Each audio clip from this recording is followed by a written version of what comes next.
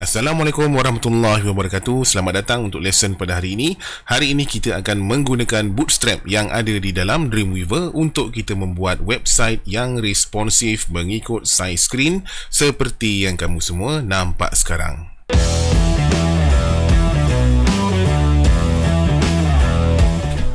Mula-mula sekali kita buat satu folder baru di dalam lokasi pilihan kamu.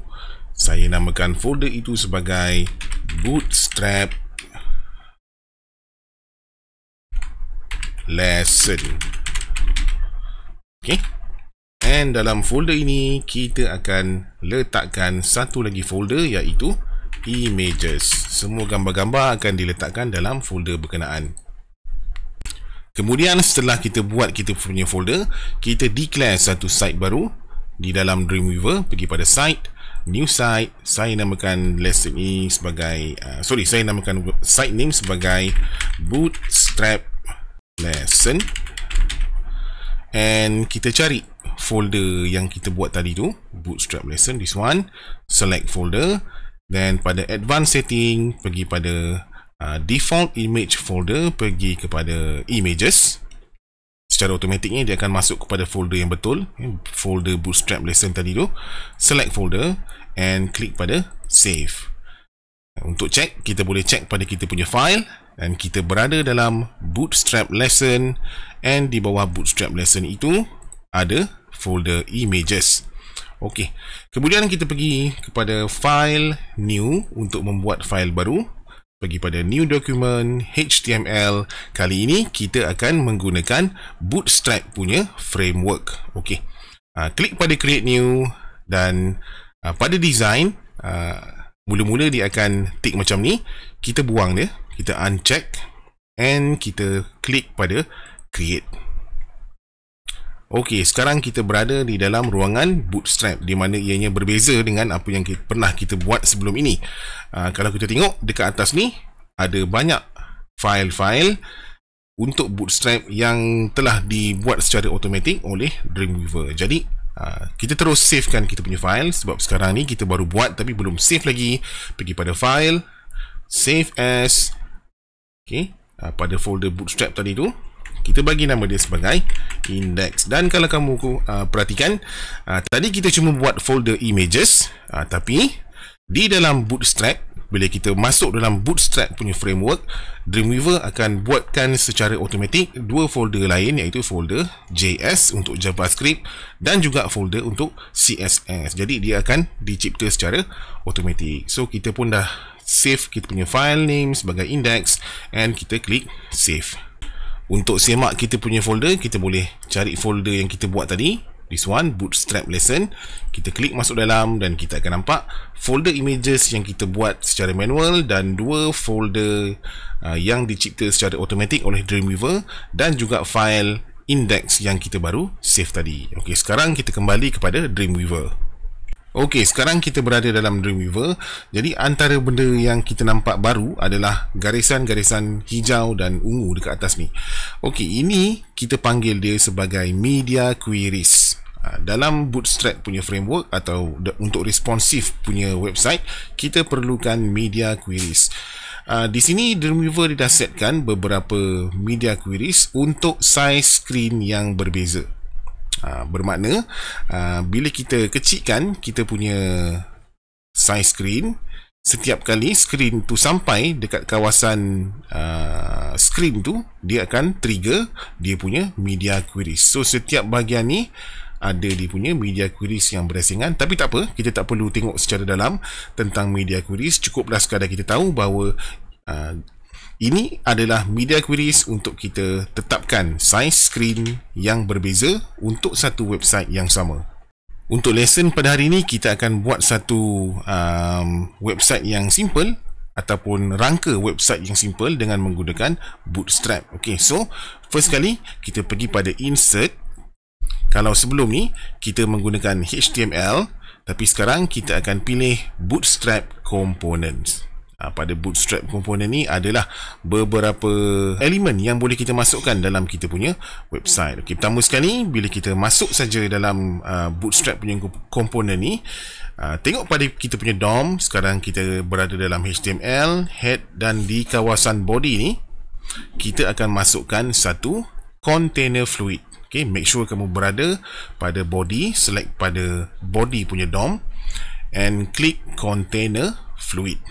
Okay, so container fluid tu dia akan masuk di dalam body.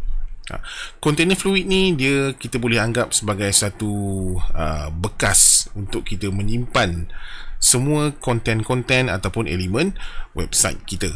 Okey, lepas tu di bawah container fluid ni saya akan masukkan satu container. Container ni akan duduk di dalam container fluid. Jadi bila saya klik pada container, dia akan tanya before, after, wrap atau nest. Since saya nak masukkan container ni ke dalam container fluid, saya pilih sebagai nest. So kita boleh semak pada kita punya DOM structure, kita boleh nampak container ni dia duduk di bawah container fluid. Okey, dan kita boleh masukkan semua elemen-elemen design kita di dalam container yang baru kita buat ni. Sebagai contoh, kita akan masukkan elemen design yang pertama, iaitu navbar. So navbar ni akan duduk di dalam container. Kita cari pada Bootstrap component, kita pergi pada navbar. Kalau saya klik arrow ni, dia akan buka basic navbar, navbar fix to top, navbar fix to bottom and inverted navbar. Kebiasaannya kita akan pakai sama ada basic navbar ataupun navbar fix to top. Okay, kalau basic navbar, apa beza basic navbar dengan navbar fix to top? Basic navbar, bila kita scroll ke bawah, navbar tu akan naik ke atas, dia akan hilang. Kalau saya pilih navbar fix to top, bermakna navigation bar tu dia akan duduk di bahagian atas sekali screen dan dia tidak akan hilang bila kita scroll. So memandangkan itu adalah trend yang biasa digunakan pada website sekarang, saya pilih navbar fix to top. Dan navbar fix to top ni kita akan letak di dalam container. So bila saya klik navbar fix to top, kita akan letak dia sebagai nest. Okay, navbar fix to top ni dia akan duduk di dalam container. Jadi bila kita masukkan navbar, dia dah ada beberapa item yang dah di pre-made kepada kita. Termasuklah juga dengan search function dan juga search button. Kita cuba tengok dia punya responsive. Ini yang saya maksudkan dengan media queries tadi. Okay, sekarang ni navbar ni dalam keadaan full. Dalam keadaan full, dia berada pada media queries yang lebih, untuk screen yang lebih 1200 pixel. Kalau saya mula kecilkan lagi sampai satu, okay, sekarang dia trigger pada ni, dia trigger pada media queries ni. Tapi kalau saya scroll lagi, saya kecilkan lagi, okey, bila sampai pada bahagian media queries yang ini, okey, navbar tadi akan hilang. Tapi dia tak hilang sebenarnya. Dia dah diwakilkan dengan satu ikon ataupun button yang kita panggil sebagai hamburger. Bila saya klik, kita boleh nampak semua elemen-elemen dalam navbar tadi akan duduk di sini. Jadi ini dah membuktikan bahawa website ini sedia responsif. Bila saya tarik ke belakang, lepas saja media queries ni, dia akan keluarkan balik semua menu-menu yang ada tadi. Saya besarkan sikit saya punya screen supaya boleh nampak kita punya DOM dengan lebih jelas. DOM ni kita boleh simplifykan lagi kalau kita rasa terlalu crowded. Okay, mana yang ada macam ni kita boleh tutup, and kita boleh tutup. This one tutup, ni pun kita boleh tutup. So sekarang kita tengok balik kita punya structure. Dalam container fluid ada satu container, dan setakat ni di bawah container tu kita baru letak satu elemen, iaitu navbar. Okay, jadi navbar ni boleh tak kita edit? Boleh.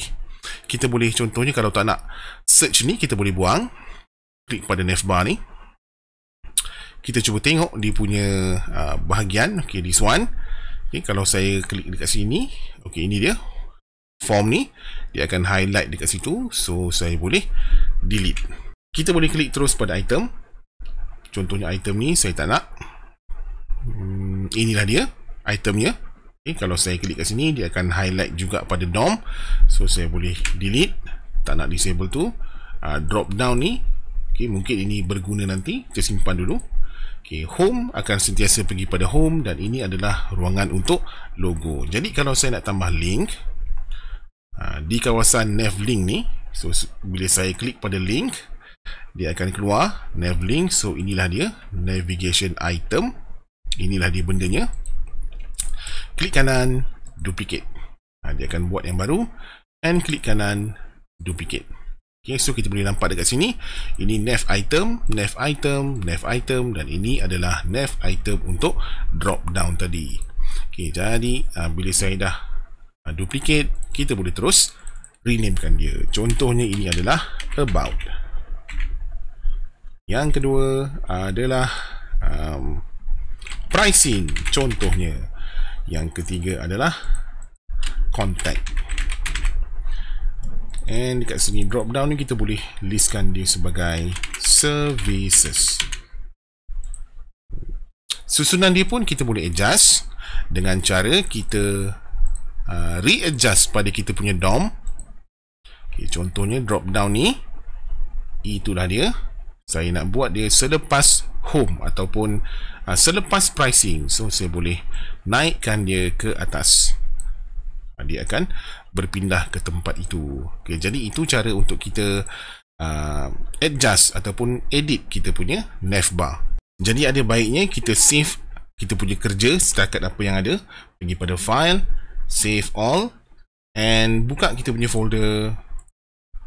Kita boleh open terus pada browser. Okay, jadi inilah dia kita punya navbar tadi yang kita dah buat editing. And bila saya kecilkan pada satu size dan saya kecilkan lagi, dia akan responsive.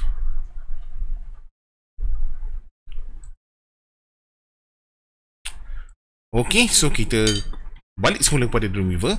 Kita cuba tambah satu elemen yang baru. Saya tutup dulu DOM ni.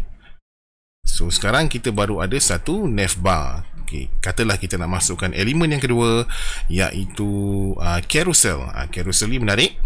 Kalau saya klik pada carousel, carousel ni saya nak letak selepas navbar, bukan di bawah navbar, bukan di dalam navbar, tapi selepas navbar. So saya klik pada navbar. Sekarang saya berada di navbar. Pergi pada insert, carousel, and klik after. Sebab kita nak buat dia selepas navbar. So bila saya klik after, carousel tu akan keluar di situ. So carousel ni adalah ruangan untuk kita letakkan gambar. Dia satu slideshow. Dia punya placeholder dah ada, cuma kita perlu tinggal tukar dia punya gambar. And bila kita save all, okay, dia akan tanya copy dependent file. Okay, apa dia dependent file ni? Kalau kita tengok, dia nak save image carousel placeholder.png. Jadi inilah dia yang kita nampak warna kelabu ni. Itulah dia carousel placeholder.png. Sekarang dia cuma wakilkan, dia cuma bagi satu placeholder. Nanti kita boleh letak dengan gambar kita sendiri. So kita just klik pada OK. And bila saya refresh pada saya punya browser, okay, carousel tadi dah ada. And of course, dia juga secara automatiknya adalah responsive. Dia akan mengikut size screen. Okay, kita cuba tambah satu lagi komponen selepas carousel. Okay, kita cuba cari mana carousel kita. Okay, inilah dia. Saya tutup. Okay, first kali kita ada navbar tadi di atas. Kemudian lepas tu kita ada satu carousel. Then saya akan tambah satu lagi elemen selepas carousel ini, iaitu kita boleh pilih accordion. Ni pun menarik. Okay, bila saya klik pada accordion, kita nak letak accordion tu selepas carousel. So kita pilih after. Jadi carousel ni dia dah tambah selepas, accordion ni ditambah selepas carousel. And kita boleh preview dalam kita punya Dreamweaver apakah dia sebenarnya. And kita boleh juga try tengok dia punya media queries in action. Okay, bila sampai satu tahap, dia akan mengecil dan semakin mengecil. Okay, so kita pun save kita punya file, save all, and refresh again pada kita punya browser, and kita nampaklah dia. Okay, jadi ini adalah pengenalan kepada Bootstrap. Ini hanya perkenalan. Kita akan belajar lebih lagi tentang Bootstrap, macam mana nak editing, macam mana untuk kita customkan kita punya CSS supaya kita boleh stylekan website ni dengan kita punya color, kita punya font dan sebagainya. Tapi sebelum tu, kita tengok dulu pada kita punya CSS. Jangan terperanjat. Kalau kita tengok CSS kita, selector dah sedia ada dengan begitu banyak sekali. Jadi inilah dia Bootstrap punya framework, di mana Dreamweaver dah siapkan segala-galanya untuk kita edit. Okay, so ini saja lesson untuk hari ini. Sekadar pengenalan kepada Bootstrap dan apa yang Bootstrap ni boleh offer kepada kita untuk kita membuat satu website yang responsif. InsyaAllah lepas ni kita akan tengok macam mana untuk kita customkan Bootstrap yang ada ni. Okay, sekian itu saja untuk hari ini. Kita jumpa pada lesson akan datang. Terima kasih semua. Assalamualaikum.